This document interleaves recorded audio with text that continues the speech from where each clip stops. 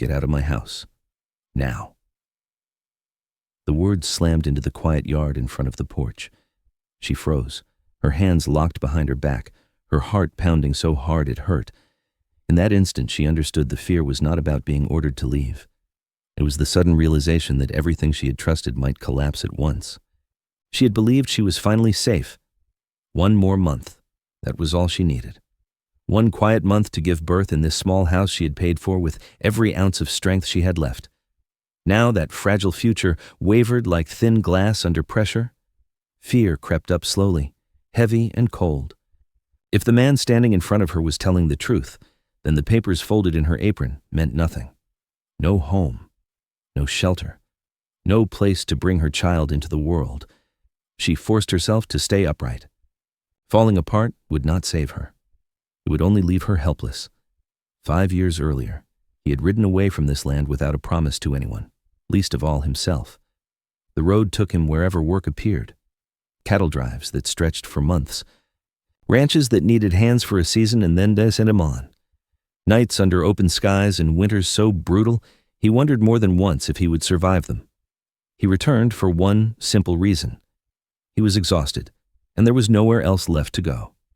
That afternoon, he passed through the gate of the ranch expecting decay and silence. Instead, the house stood clean and intact. The yard was quiet. Chickens scratched for food in the dirt as if the place had never been abandoned. The sight unsettled him, but heat and fatigue pressed harder than suspicion. He crossed the yard and went straight to the well.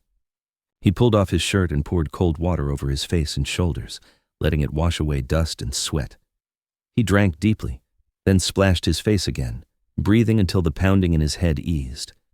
When he straightened, he was no longer alone. A woman stood near the porch, pregnant. Still, watching him as if she were just as unsure of what she was seeing. For a moment he could only stare, his mind struggling to make sense of her presence. Then the words came out sharp and raw. He asked who she was and why she was standing in his yard. She hesitated, clearly startled, then replied that the house belonged to her. Anger surged before reason could slow it.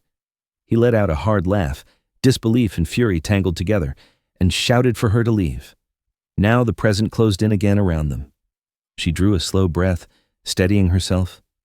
Her fear was real, but she refused to let it drag her down. She lifted her chin and met his gaze without looking away. "I bought this house," she said. Her voice trembled, but it did not break. "I have legal papers. They are stamped by the authorities. This house belongs to me." Silence followed. His eyes dropped to the documents in her hands, and his expression shifted, confusion edging past anger. In that moment, they both understood this was not a simple mistake or a passing confrontation. Something far larger had already been set in motion, and neither of them knew yet how deep the trap ran. The shock did not fade after the shouting stopped. It only settled into something heavier. He took the papers from her hands and read them twice, then a third time, his jaw tightening with every line. The stamps were real. The dates were clean. The sale looked lawful, too lawful. That was what disturbed him most. If the documents stood, then the house was no longer his. If he insisted it was, then someone in town had committed fraud. He went straight into town before the sun dropped. He spoke to the clerk, then the deputy, then the man who called himself a registrar. Each conversation ended the same way. Polite smiles. Careful words. No clear answers. When he said he was alive, that he had never sold his land, their faces stiffened. One of them finally said, "If you press this, you will force an investigation." Another added quietly, "And investigations uncover mistakes." He understood then. If the town admitted he was alive, they would have to admit they had declared him gone without proof. If they admitted the sale was false, they would have to return money they did not have. Either way, someone would fall. They did not intend to let it be themselves.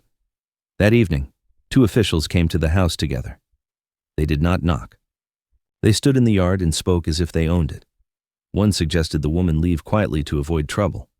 The other slid a paper across the table and told him to sign, to recognize the transaction and settle the matter peacefully. He asked what would happen if he refused. The answer came quickly. Court delays. Fees. the possibility that the land would be seized until ownership was resolved. When they left, the house felt smaller. She stood near the doorway, her hands folded protectively over her belly. She did not raise her voice. She did not plead. She told him only what mattered. The pregnancy had not been planned. When it became visible, the town she lived in turned against her. Work disappeared. Doors closed. She sold everything she owned to buy this place because it was cheap and far from people who knew her name. She wanted one thing: a chance to live decently and raise her child without shame. He listened without interrupting, but he did not trust easily. Words were easy. Papers were not. Still, when he stepped outside, he saw the truth she did not speak aloud. She had nowhere else to go. And to his surprise, neither did he. He slept outside that night, near the barn, his back to the house. Not because he was kind, but because he needed to watch. The next morning, he told her plainly that he was not leaving. Not yet. He said he would stay until the matter was settled. He would watch the officials. He would watch the papers. And yes, he would watch her. She studied him for a long moment, then nodded once. It was not gratitude. It was acceptance. They did not shake hands. They did not promise anything. But in that uneasy silence, something shifted. They were no longer strangers fighting over a house. They were two people trapped by the same lie, standing on the same ground, facing the same enemy whether they liked it or not. The days that followed settled into an uneasy quiet. Not peace, but a pause shaped by routine. He slept outside or in the lean shed near the barn. She kept the house. They spoke little, and when they did, it stayed practical. Weather, water, what needed fixing, what could wait. On the third morning, she stopped him in the yard. He had just finished hauling water from the well. She stood with one hand resting on her belly, her voice steady but firm. "We need to be clear," she said. He waited. "I paid for this house. I will cook and keep it clean. You can split the wood and bring the water. We share space, not control." He studied her for a moment, then nodded. "That works." It was the first agreement they made without tension hanging over it. She worked every day despite the strain of her pregnancy. She cleared a small patch of ground behind the house and planted what seeds she had brought. She patched a loose hinge on the back door and wiped the dust from the shelves. In the afternoons, she baked bread and simple cakes, wrapped them carefully, and walked into town to sell them. When she returned, tired but upright, she counted her coins at the table.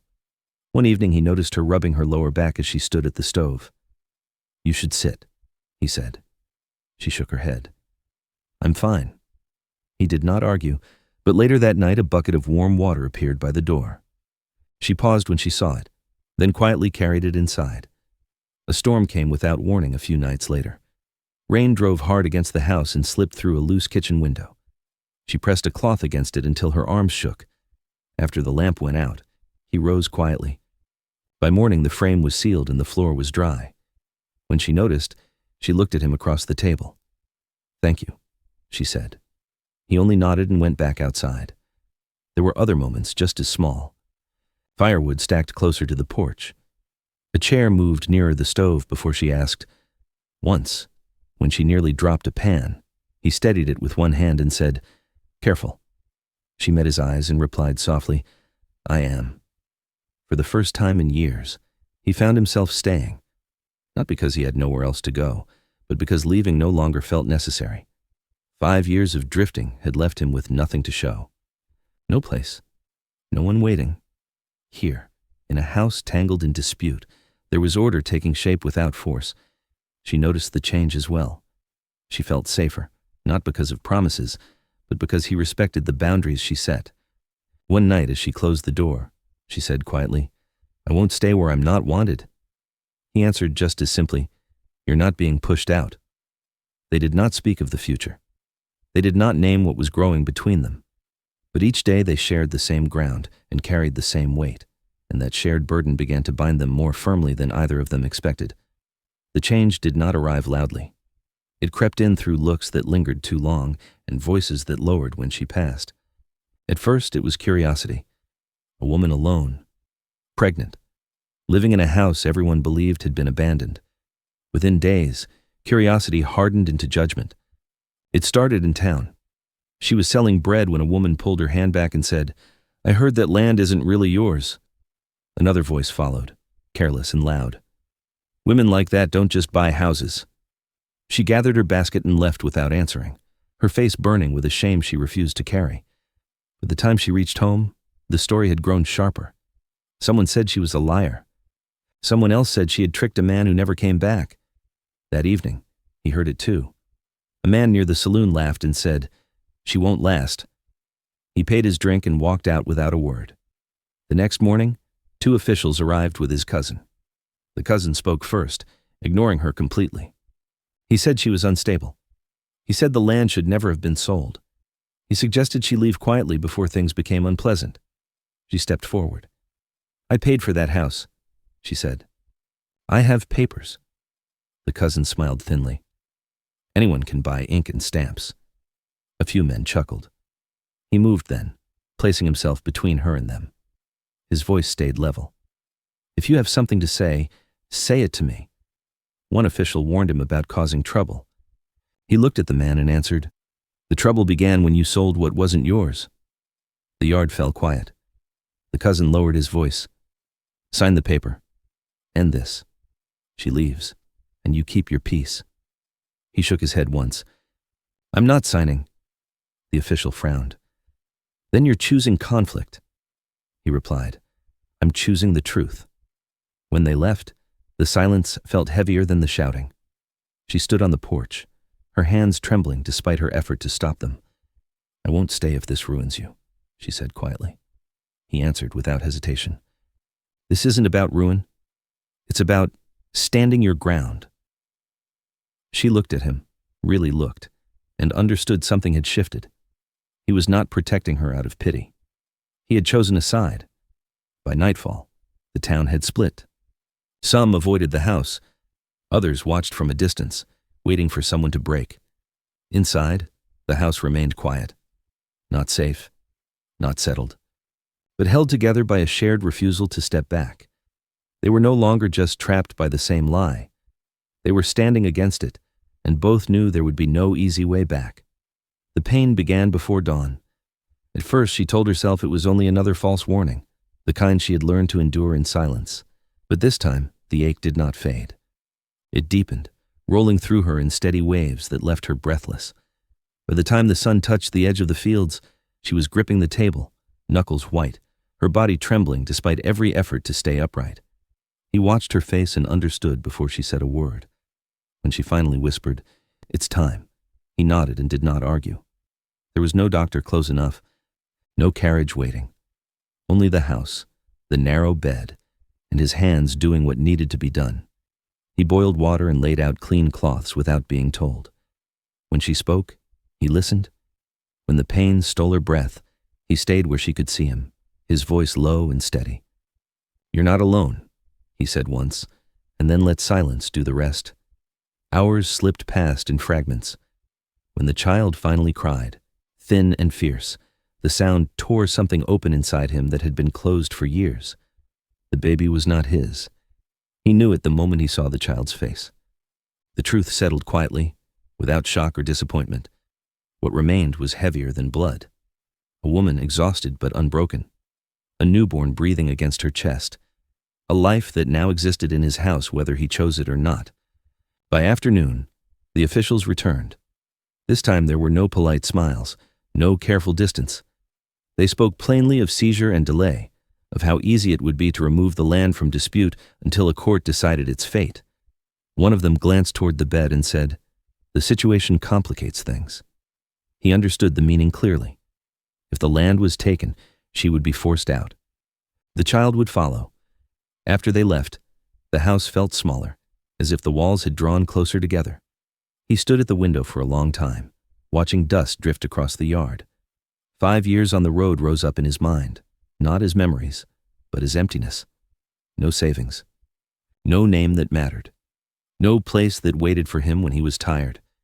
He had believed freedom meant never staying long enough to be tied down. Now he saw the truth. Freedom was not movement. It was choosing where to stand and refusing to be pushed away. He turned back to her. She was sitting up, pale but composed, the child sleeping against her chest. She looked smaller than she had before, not weaker, but stripped bare by what she had endured. He spoke carefully, as if each word needed to earn its place. "I won't trap you," he said. "I won't ask you to owe me anything." She met his eyes, guarded but listening. "The law listens to names and papers," he continued. "Right now, they can pull this place apart because we stand alone. If we stand together, it becomes harder for them to move us." She said nothing. He waited, giving her the space he knew she needed. "This wouldn't be pretending," he added quietly. "It would be protection. For what's here? You, the child, the ground under this house." His voice did not waver, but his chest felt tight. "I've spent 5 years running because I thought that was all I was good at. I don't want to run anymore." Silence stretched between them, heavy but not hostile. Finally she asked, "And what do you get out of it?" He answered without looking away. "A reason to stay. A place that means something." She closed her eyes for a moment, weighing more than words. When she opened them again, there was fear there, but also resolve. "All right," she said. "But we do this clean. No lies. No ownership over me." He nodded once. "Clean." Outside, the sun dipped lower, casting long shadows across the yard. Inside, the house held steady, not because the danger had passed, but because a line had been drawn. Two people, both worn down by forces larger than themselves, had chosen the same ground. Whatever came next would find them standing, not scattered. The wedding did not look like anything people in town would recognize. There was no music and no crowd. Only the small house, the open door, and the quiet weight of what they were choosing. A preacher from the next county arrived before noon, his coat dusty from the road. He asked no questions that mattered. Names, consent, witnesses, that was enough. She stood with the child in her arms, steady despite the fatigue still clinging to her bones. He stood beside her, shoulders squared, not proud, not hesitant. When the words were spoken, they felt less like vows and more like a line drawn in the dirt. This is where we stand. This is what we protect. The papers were filed 2 days later. The officials returned once more, this time with guarded expressions and careful voices. The marriage changed everything. It gave the law something solid to hold on to. The land could not be seized without consequence. The sale could not be erased without exposure. The trap tightened, but it no longer closed around them alone. The town adjusted slowly. Some people crossed the street to avoid the house. Others brought small offerings without comment. Eggs, milk, a bundle of cloth left on the porch at dawn. No apologies, no explanations, just quiet acknowledgement. She accepted what was given and asked for nothing more. Life found its rhythm again. She healed. The child grew stronger. He repaired the fence and rebuilt the lean shed by the barn. In the evenings, they sat on the porch, not touching, not distant, watching the light fade from the fields. Sometimes she spoke. Sometimes he did. Often they shared the silence. One night, as the wind moved through the trees, she said, "I never planned to stay anywhere." He nodded. Neither did I. The truth settled between them, not as regret, but as recognition. Weeks later, a letter arrived. No threats, no demands, only a notice that the case was closed, the records corrected, the land recognized as lawfully theirs. He read it twice, then set it on the table without comment. She looked at him and understood. They had won, not by force, but by refusing to be moved. That evening, he stood in the doorway and watched her move through the house. Not as a guest, not as an intruder, but as someone who belonged. He realized then that the road had never given him freedom. It had only delayed this moment. She caught him watching and asked quietly, "What are you thinking?" He answered simply, "That I'm home." She did not smile. She did not need to. She shifted the child in her arms and said, "So am I." Outside, the land lay still. Inside, something fragile but real had taken root. Not a promise of ease, not a guarantee of happiness, but a life chosen, built slowly, and held together by two people who had stopped running. If this story reached something honest inside you, please take a moment to tap like. It helps this story find others who may need it tonight. And if you enjoy quiet frontier tales about dignity, healing, and second chances, consider subscribing so you can join me again in the next one. Before we part, let me ask you something. Are you listening while resting, working, or getting ready to sleep? Where are you listening from? And what time is it where you are right now? Leave a comment and tell me. Knowing you are here, listening, is what gives me the strength to keep sharing more Wild West stories like this.